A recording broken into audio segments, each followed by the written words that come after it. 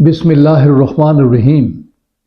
मोहतरम नाजरीन, आज की इस नशिस्त में हम इस बात पर अजहार ख्याल करना चाहते हैं कि अगर कोई मुकदमा विदाउट परमिशन विड्रॉ कर लिया जाए और विड्रॉ करने से पहले एक और दावा उसी काज ऑफ एक्शन पर दायर कर दिया जाए और वो भी ज़ेर समात हो, तो क्या वो ज़ेर समात रहेगा और उस पर क्या लीगल कॉन्सिक्वेंसेस होंगे?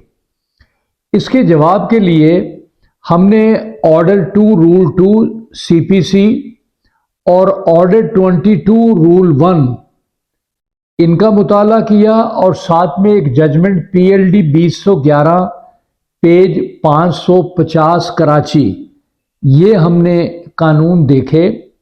हमने ये देखा कि दूसरा दावा माबैन सेम फ्रीकैन, same parties, same cause of action पहले ज़ेर समात था। बग़ैर इजाज़त के जदीद दावा दायर कर दिया गया और इस दावे को विड्रॉ कर लिया गया। दूसरा दावा पहले ही दायर कर दिया बग़ैर इजाज़त के। दूसरे दावे में प्रेयर भी सेम थी, लेकिन कुछ अल्फाज का फ़र्क डाल दिया, कुछ फ़िक्रों में इजाफा कर दिया और एक वर्ड डैमेजेस का मज़ीद इजाफा किया। इस तरह ये कोशिश की गई कि इसको एक नया काज ऑफ एक्शन बनाने की ये कोशिश थी।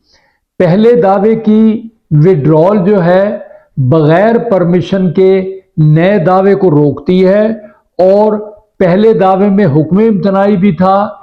जब इसको विड्रॉ करने का टाइम आया तो ये हुक्म इम्तनाई जो है वो कंटिन्यू था। लिहाजा ऑर्डर 22 रूल 1 के तहत दूसरा दावा दायर नहीं हो सकता। पहले दावे में हरजाना क्लेम नहीं किया गया था। दूसरे दावे में दावे को तब्दील करने की कोशिश की गई। लिहाजा order 2 rule 2 same cause of action पर नया दावा इंस्टीट्यूट करने की इजाज़त नहीं देता। इस तरह ऑर्डर 7 रूल 11 और सीपीसी की सेक्शन जो डी है, सब क्लास डी जो है वो ऑपरेट होगी और ये दावा जो है खारिज हो जाएगा। हमारे कलाम का महासिल ये है कि बग़ैर इजाज़त के अगर कोई दावा विड्रॉ होता है तो दूसरा दावा same cause of action between the same parties दायर नहीं हो सकता।